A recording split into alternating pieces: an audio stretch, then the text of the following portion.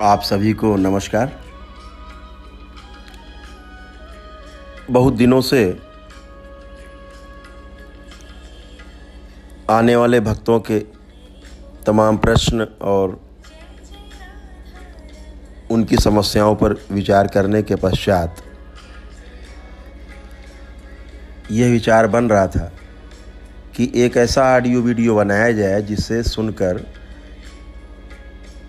भक्त लोग पहले से ही समझ कर आ सकें कि उन्हें क्यों आना है और कैसे आना है।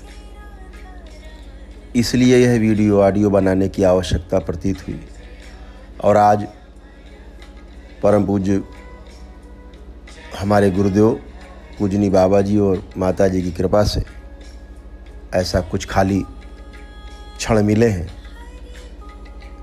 जो यह मैं ऑडियो वीडियो आपके साथ शेयर कर पा रहा हूँ। सबसे पहले कि यह दरबार कहाँ पर स्थित है इसको समझना है। यह करौली सरकार का दरबार है और आज से लगभग 20 वर्ष पूर्व हमारे परम पूज्य गुरुदेव पंडित श्री राधारमण जी मिश्र और हमारी पूजनीय गुरु माता माँ कामरू कामाख्या के आशीर्वाद और कृपा से इसकी स्थापना कानपुर के करौली ग्राम में हुई थी। यह स्थान कानपुर सेंट्रल रेलवे स्टेशन से करीब 16-17 किलोमीटर है। अगर आप ट्रेन से आते हैं और कानपुर सेंट्रल रेलवे स्टेशन पर उतरते हैं तो वहाँ स्टेशन पर उतरकर आप घंटाघर साइड पर बाहर निकलें। वहाँ बाहर तमाम टेम्पो आदि रहती हैं जिनसे आप रामा देवी चौराहा चलने के लिए बोलेंगे तो शायद वो 8-10 रुपये प्रति व्यक्ति लेते हैं और आपको रामा देवी चौराहा पहुंचा देते हैं। और रामा देवी चौराहा पहुंचकर वहां आप पूछें कि मुझे करौली सरकार जाना है या पीपर गंवा जाने वाली टेम्पो कहाँ मिलती है, उसी चौराहे पर ही सब्जी मंडी के पास यह टेम्पो स्टैंड है जहां पर आप पुणे से 8-10 रुपये दे करके और करौली ग्राम जाने के लिए बोल सकते हैं। वो आपको बघारा मोड़ पर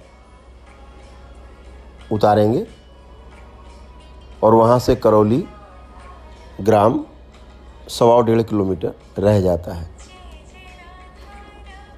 करौली ग्राम में लौकुश आश्रम है जो कि 7 एकड़ में फैला हुआ है, जहाँ पर हमारे परम पूज्य गुरुदेव एवं गुरु माता का दरबार, भगवान भोलेनाथ एवं माँ कामाख्या का दरबार सजा हुआ है। यह दरबार हमारे परम पूज्य गुरुदेव एवं गुरु माता ने सजाया है, जिसको चलाने की जिम्मेदारी केवल मेरे ऊपर है। तो बड़े आराम से यहाँ तक पहुँचा जा सकता है। दिन रात किसी भी समय आप आ सकते हैं। यह बिल्कुल ही सुरक्षित स्थान है, कोई भी डर भय नहीं है। जब आप दरबार में आते हैं तो यहाँ प्रतिदिन की जो दिनचर्या है वह बहुत सरल है। प्रातःकाल 9 बजे से पूजनी बाबा जी और पूजनीय माता जी की अर्जी लगती है जो कि 2 बजे तक आप लगा सकते हैं। शनिवार और अमावस्या में किसी भी दिन को छोड़कर शनिवार और अमावस्या में आप किसी भी समय लगा सकते हैं। ऐसे ही सिद्ध बंधन जो कमर में लगते हैं वह भी प्रातःकाल 9 बजे से और 1 बजे तक ही लगता है। शनिवार और अमावस्या में किसी भी समय बंधन बांध सकते हैं और अपने परिवार के लिए ले जा सकते हैं। घर में आप अपने बंधन स्वयं कर सकते हैं।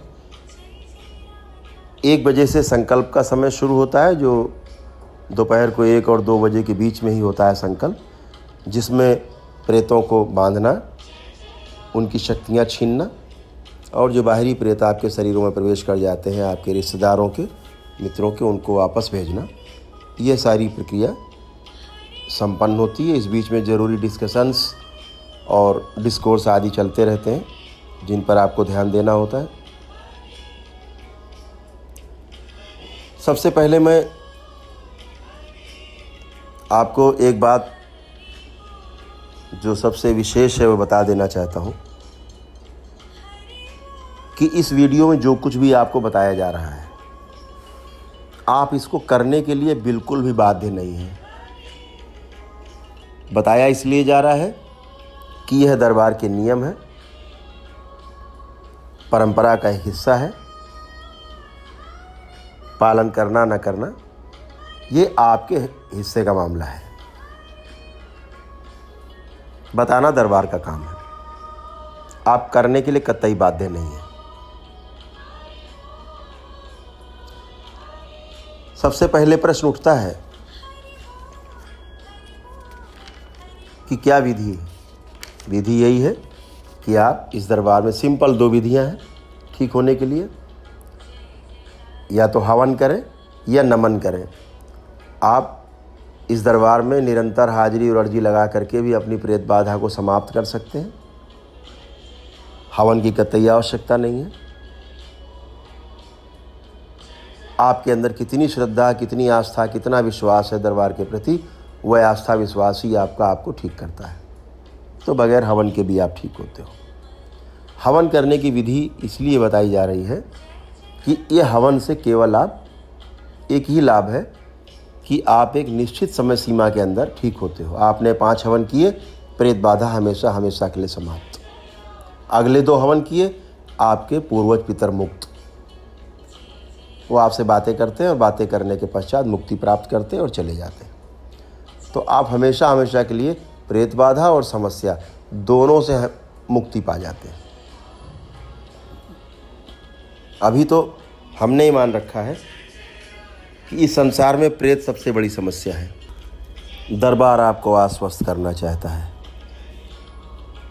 यह प्रेत बिल्कुल भी संकट नहीं है। असली संकट आपका डर है,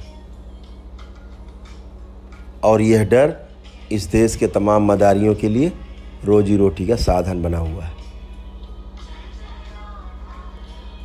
अभी आपने प्रेतों को संकट मान रखा है, असली में संकट आपके पूर्वज हैं। अभी जब पूर्वजों के आप कारनामे देखोगे, जब आप करौली सरकार के दरबार से जुड़ोगे और आपके जब पूर्वज पीछे से निकलना शुरू होंगे और जो जो हरकतें वो कर रहे होंगे, आप देखकर दंग रह जाएंगे। आपका दिमाग भन्ना आ जाएगा, आपकी सोच काम करना बंद कर देगी, क्योंकि वह सब कुछ आपकी कल्पना से बाहर होगा जो आप देखें और सुनेंगे। कि क्या पूर्वज भी ऐसा कर सकते हैं? मैं कहता हूँ हाँ, पूर्वज ही सिर्फ ऐसा कर सकते हैं। प्रेत आपको जान से नहीं मार सकता कभी, लेकिन ध्यान रखें, पूर्वज आपको जान से मार के ले जाने की क्षमता रखते हैं। अरे प्रेत तो बेचारे कुछ नहीं है। आप 5 हवन करते हो, स्वयं ही आपके प्रेत समाप्त हो जाते हैं। 5 हवन किए, घर के प्रेत समाप्त।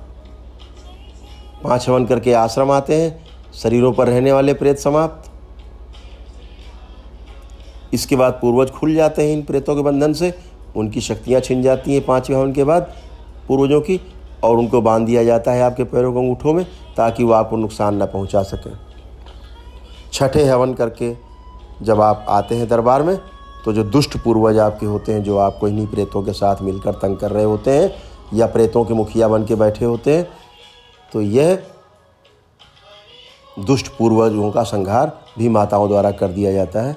और जो आपके अच्छे पूर्वज बचते हैं, वह जब आप अगला 7वां हवन करके आते हो, तो उन्हें मुक्ति प्रदान कर दी जाती है। जो 1-2 पूर्वज रह जाते हैं, वो अगली अमावस्या में आराम से चले जाते हैं। कुछ ऐसे पूर्वज होते हैं जो रुकना चाहते हैं, दादा दादी नाना नानी जैसे कुछ ज़्यादा प्रेम करने वाले पूर्वज हैं, वो रुकना चाहते हैं। 1-आध अमावस्या रुक कर वो भी चले जाते हैं। कुछ मोहवश रुकना चाहते हैं। तो अगले 2 जो हवन होते हैं 5 हवन के बाद, छठा सातवां हवन यह पूर्वजों का भ्रम और मोह समाप्त करने के लिए ही होता है। तो आप ठीक तभी पूरी तरह होते हैं जब आपके पूर्वज मुक्ति पा जाते हैं, क्योंकि इन पूर्वजों के कारण ही आपके घर में प्रेतों का अंबार लगा हुआ है। अभी तमाम मदारी कहते हैं, अरे भाई एक शरीर में 50 प्रेत कैसे आ सकता है? आपको प्रेत का साइज भी पता है कि 2-4 वीडियो देख के मदारी बन गए, लगे झाड़ फूक करने। ये तो छोटा सा बच्चा भी कोई कर सकता है। किसी प्रेत को उत्तेजित करो, आ जाएगा, बात करने लगेगा। इससे क्या होता है? असल काम तो उन प्रेतों को भस्म और संहार होना है और आपके पूर्वजों को मुक्ति प्राप्त करना है। ये मदारीगिरी नहीं है कि आपने बुला करके, हाँ कौन है तू, कहाँ से आया तू, क्या करता है तू, और चला जा तू। ऐसे कुछ नहीं होता है। तू करने से कुछ नहीं होने वाला। आप समस्या को बढ़ा रहे हो। मैं कहना चाहूँगा, ऐसे किसी भी दरबार से हिंदुस्तान के आप ठीक होकर के आए हो, करौली सरकार के दरबार में ज़रूर पधारें। सारा भांडा फूट जाएगा इन मदारियों का, इन तथाकथित दरबारों का। सब प्रकट हो जाएंगे पूर्वज प्रेत। आप हक्के बक्के रह जाएंगे। यह प्रेत आपको अंदर ही अंदर खाते रहते हैं, आपको जकड़े रहते हैं, आपको हिलने नहीं देते। आप ज्यों का त्यों बने रहते हैं। ये पूर्वज ही होते हैं। जब आप ऐसे तांत्रिकों, ओझाओं, मौलवियों क्या जाते हैं, जब वो कह देते हैं भैया कहीं और दिखाओ, ये मेरे वश के नहीं है, समझ लेना ये आपके पूर्वज हैं। आप 50 वर्षों से भटक रहे हैं, ये दरबार वो दरबार, ये मौलवी वो ओझा, ये तांत्रिक, ये मदारी वो मदारी, तो समझ लेना कि आपका पूर्वज है जो आपको चैन से नहीं बैठने दे रहा है।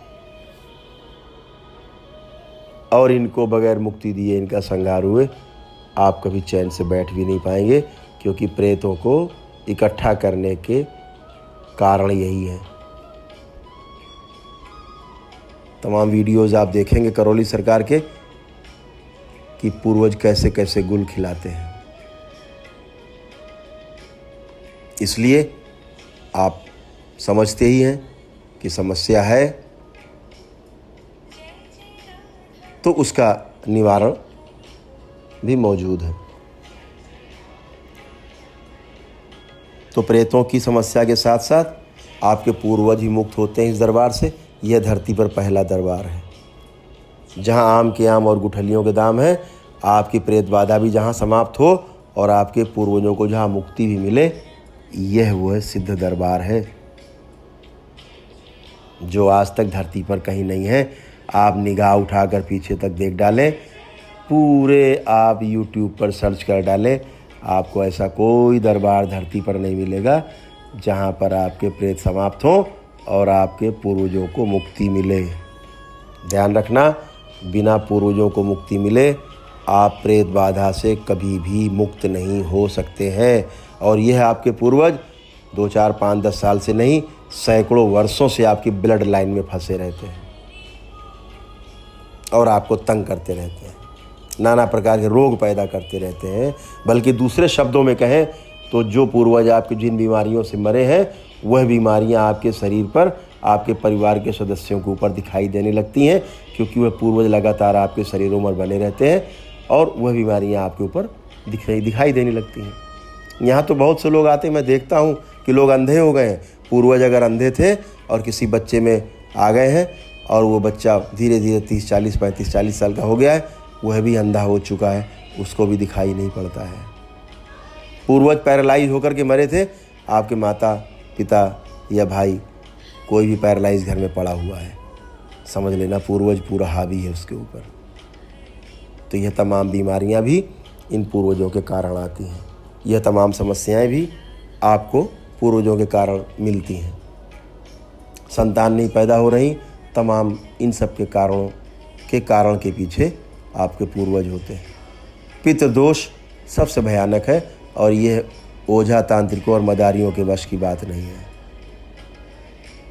यह सिर्फ भगवान भोलेनाथ की कृपा और शक्ति स्वरूपा माताओं के आशीर्वाद से ही आप इस समस्याओं से छुटकारा पा सकते हैं, अन्यथा नहीं। क्योंकि तंत्र के अधिष्ठाता, तंत्र के रचयिता, तंत्र के जनक भगवान शिव हैं और यह आगम तंत्र ही आपको इन बाधाओं से मुक्ति प्रदान करता है। यह वह तंत्र है जो भगवान शिव के मुख से निकला है और माता पार्वती ने इसको ग्रहण किया है और भगवान वासुदेव ने इसकी पुष्टि की है। यह वह तंत्र है। यहाँ हमारे परम पूज्य गुरुदेव पंडित श्री राधा रमण जी मिश्र और हमारी गुरु माता माँ कामरू कामाख्या की तप और तपस्या की शक्ति है, जो भगवान भोलेनाथ और माँ कामाख्या की अदृश्य शक्तियाँ मानव जात के कल्याण के लिए सतत प्रयत्नशील हैं, सरलता से उपलब्ध है। इनकी करुणा और कृपा आपके आस्था और विश्वास के आधार पर आपको बहुत ही सहज रूप से उपलब्ध है। तो आप यहाँ पर समझ ही गए हैं कि अर्जी बंधन और संकल्प कैसे होता है। अब आपको यदि हवन करना है तो कैसे करना है ये भी आपको समझना है। पहली बात तो यहाँ आते हैं और आपको अपनी बात कहनी है, तो यहाँ पर त्रिशूल गड़े हुए हैं माता के दरबार में, जिन्हें पकड़ करके आप अपने परिवार के साथ सामूहिक रूप से अपनी समस्या को बता सकते हैं मन ही मन। इसके पश्चात आप हवन करना चाहें तो आश्रम में रुककर भी हवन कर सकते हैं 5, अन्यथा अपने घर में हवन कर सकते हैं। सबसे सर्वश्रेष्ठ रहता है कि आप अपने घर में हवन करें। घर में दिक्कत है, आप किसी मंदिर में बैठकर वही हवन कर सकते हैं। यह हवन आप धरती के किसी कोने में बैठकर कर सकते हैं। दूसरी बात, इस हवन को करने के लिए अगर आपके घर में सपोज करिए कि 20 सदस्य हैं और 20 में से 15 सदस्य आपके इस समस्या से ग्रस्त हैं, तो 15 के 15 को उस हवन में बैठने की आवश्यकता नहीं है। यदि आपके परिवार का कोई सदस्य कनाडा में रहता है, कोई यूके में रहता है, कोई गुजरात में रहता है, कोई बंगाल में रहता है, तो घबराने की आवश्यकता नहीं है। ऐसा कोई ज़रूरत नहीं है कि आप सारे लोग इकट्ठे बैठे तो ही ठीक होंगे। घर का कोई भी एक व्यक्ति जिसका डीएनए मैच करता हो, जिसकी ब्लड लाइन एक हो, वह कोई भी व्यक्ति कर सकता है। अगर 5 भाई हैं, 5 भाई में से कोई भी एक व्यक्ति अगर हवन करता है, उसका लाभ उनके 4 भाइयों को मिलता है, उनके 4 भाइयों के जो परिवार है उनको भी मिलता है। इसके लिए सबको हवन में बैठने की एक साथ आवश्यकता नहीं है। यहाँ चिकित्सा व्यक्ति की नहीं, इस दरबार द्वारा चिकित्सा ब्लड लाइन की चिकित्सा होती है। प्रेत सभी को एक रूप से, समान रूप से परेशान नहीं कर सकता, क्योंकि प्रेत एक नहीं है, प्रेत सैकड़ों की संख्या में होते हैं।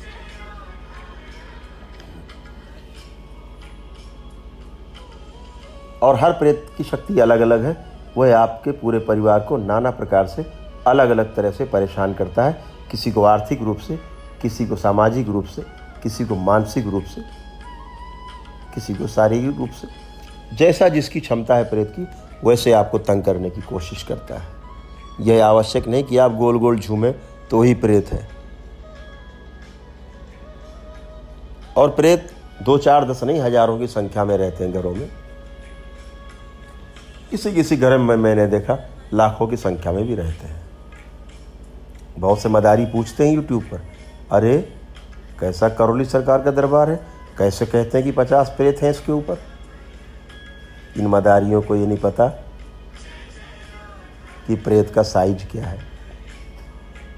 आप स्वयं जान जाएंगे कि कितने प्रेत आपके अंदर आ सकते हैं। एक प्रेत का साइज अथर्ववेद के अनुसार मनुष्य के बाल की मोटाई, यानी सुई की नोक के बराबर की वस्तु लें और उसके आप 100 टुकड़े करें, बराबर बराबर।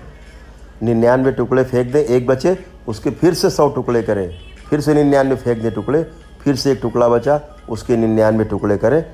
अब एक हिस्सा ले लें। ये जो साइज आपके हाथ में आया, जो आपको दिख भी नहीं रहा है, यह प्रेत है, यह प्रेत का साइज है। अब आप गणना करें, गणित लगाएं, अगर बुद्धि है कितने प्रेत आपके शरीर के अंदर आ सकते हैं। करोड़ों प्रेत आ सकते हैं।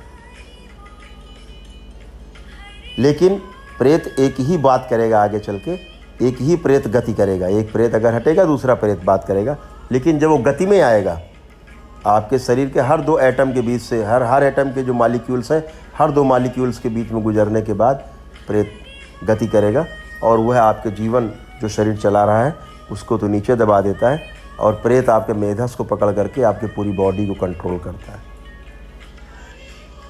और आपको हिला के रखता है। तो प्रेतों की संख्या पे ज़्यादा चर्चा करने की आवश्यकता नहीं, क्योंकि प्रेत कितने भी हों आप 5 हवन करते हैं और प्रेत हमेशा हमेशा के लिए समाप्त हो जाते हैं। इसके बाद 5 हवन करके जब आप दरबार में आते हो तो शरीरों पर रहने वाले प्रेत भी माताओं द्वारा संहार कर दिए जाते हैं। इसके पश्चात आपके पूर्वज जो उनके बंधन में रह रहे होते हैं वह खुलते हैं, उनकी भी शक्तियाँ छीन कर उन्हें बांध दिया जाता है ताकि आपको नुकसान न पहुंचा सकें, क्योंकि इसमें तमाम दुष्ट पूर्वज भी होते हैं जो आपको, आपके परिवार को पीढ़ियों से परेशान कर रहे होते हैं। हवन का समय आपको पता ही है, प्रातःकाल 8 बजे से लेकर 11 बजे तक आप अपने घर पर कभी भी हवन कर सकते हैं, शुरू कर सकते हैं। आश्रम में होने वाले हवन का समय थोड़ा सा अलग है।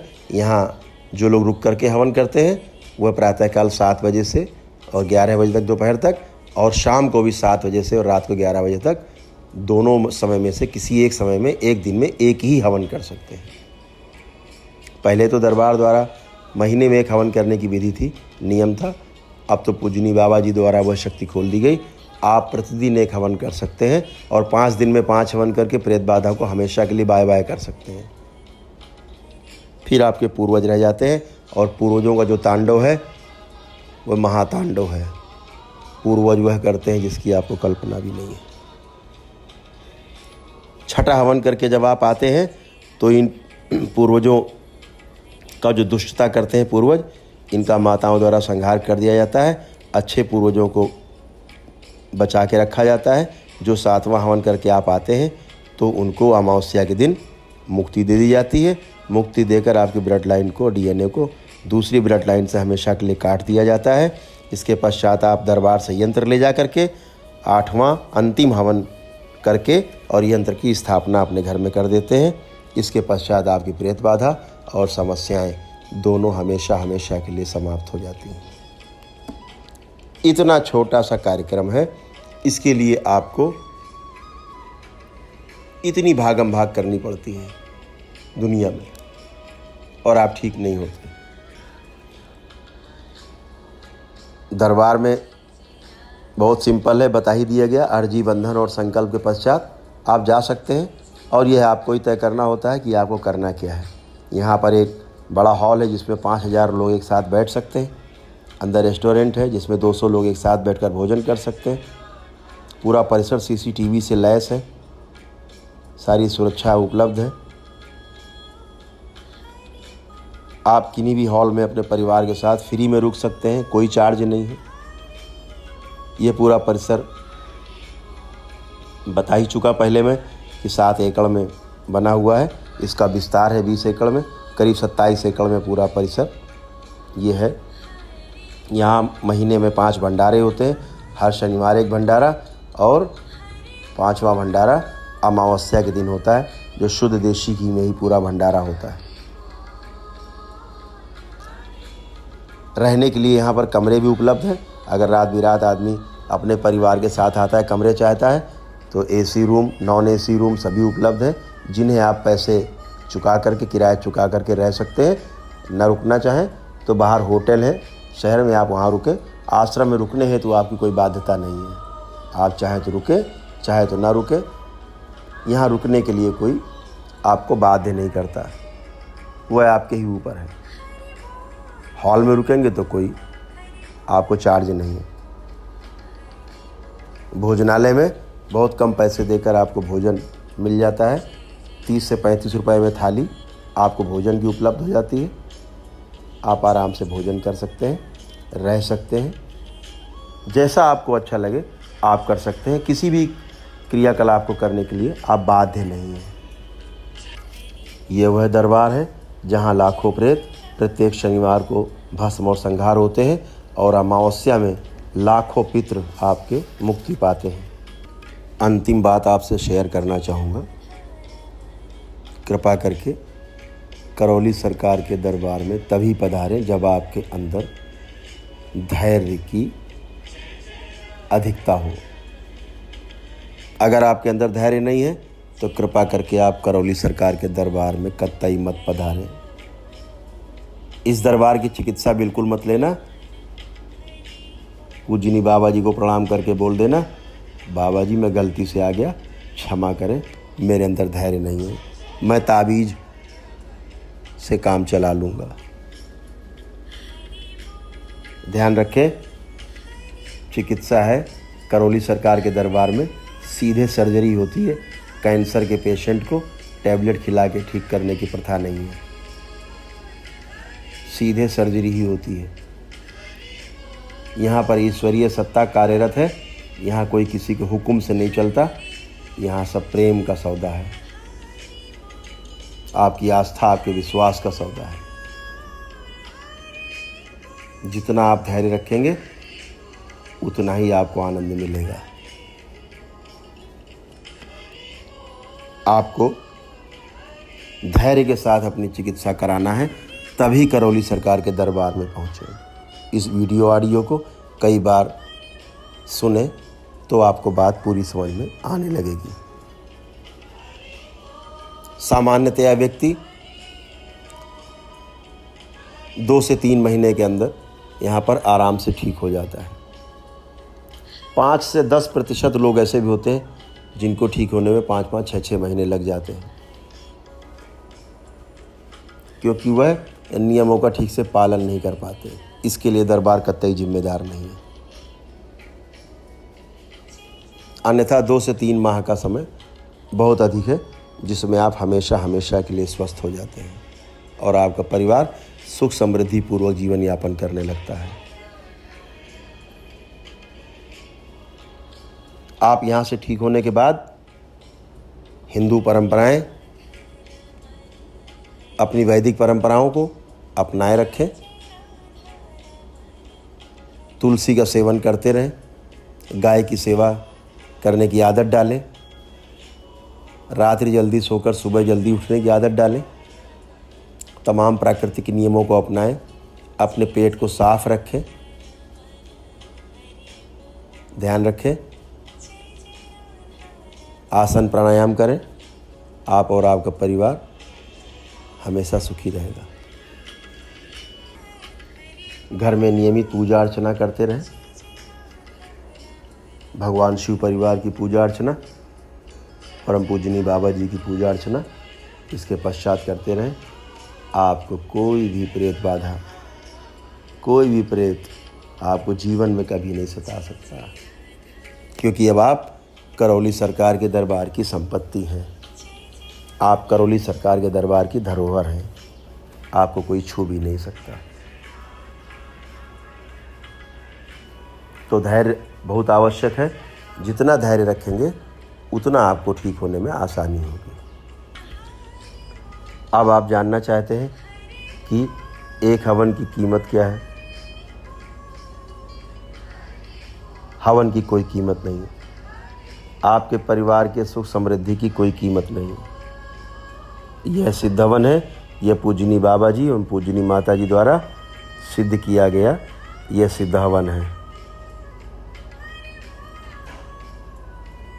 इसे मात्र 3550 रुपये सहयोग राशि दे करके आश्रम के नियम पालन करने के पश्चात, अर्जी बंधन करने के पश्चात प्राप्त किया जा सकता है।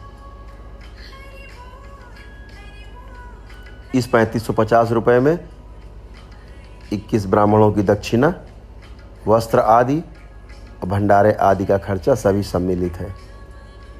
ये आपको कुछ भी अलग से नहीं देना है। इसके अलावा यहाँ किसी प्रकार का कोई खर्चा नहीं है।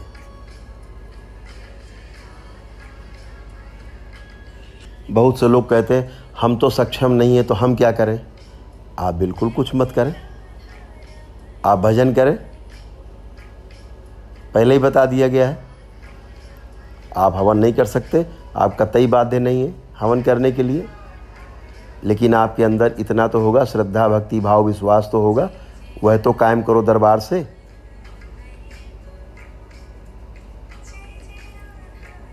और आप ही अच्छे होते हो। लेकिन आपको अगर समयबद्ध कार्यक्रम के अंदर ठीक होना है तो आपको हवन करना ही होगा, आपको दरबार की वैदिक परंपराएं अपनानी ही होंगी। ऐसे ही आश्रम में रुकने को लेकर के है कि डोरमेट्री का चार्ज 100 रुपये है, एक व्यक्ति का 100 रुपये रुकने का चार्ज है डोरमेट्री में। आप आराम से रुक सकते हैं, लेकिन अगर आप रूम लेंगे तो उसका किराया आपको चुकाना पड़ेगा, वो आपको कहीं भी चुकाना पड़ेगा। और आप आश्रम में रहने के लिए कतई बाध्य नहीं हैं। आपकी जहाँ व्यवस्था हो आप वहाँ आराम से रह सकते हैं। अगर आपको कोई फ्री में कहीं रोक रहा है, आप बिल्कुल बड़े आराम से जा कर के वहाँ रुक सकते हैं। अंत में सिर्फ इतना ही कहना चाहूँगा कि आप लोगों ने मेरी बातों को इतने ध्यान से सुना, इसके लिए आप सबको बहुत बहुत धन्यवाद। और भविष्य में भी आशा करता हूँ कि आप लोग करौली सरकार को इसी प्रकार सहयोग करते रहेंगे, लोक कल्याण के काम में अपनी भागीदारी आप सुनिश्चित करते रहेंगे और आपका परिवार स्वस्थ रहे, सुखी रहे, आपका मंगल हो, आपका कल्याण हो, यही इस दरबार की आपके प्रति शुभकामनाएं हैं। आप स्वस्थ हो, दीर्घायु हो। बहुत बहुत धन्यवाद आपको। नमस्कार। हरि हर।